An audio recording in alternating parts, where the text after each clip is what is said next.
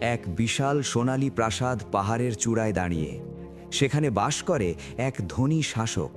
সে আকাশের দিকে তাকিয়ে গর্জে উঠল, আমার চেয়ে শক্তিশালী কেউ নেই। আকাশে বজ্র চমকালো।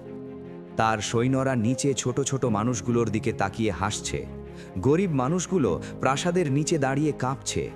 শাসক সিংহাসনে বসে সোনা ছুঁড়ে মারছে মাটিতে। এক বৃদ্ধ দরবেশ লাঠি হাতে ধীরে ধীরে পাহাড়ে উঠছে।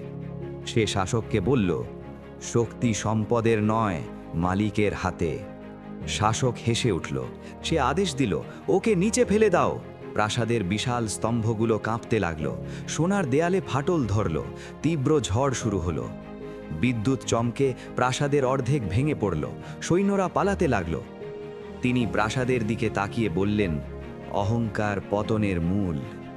ভিডিওটি ভালো লাগলে অবশ্যই একটি লাইক ও সাবস্ক্রাইব করবেন।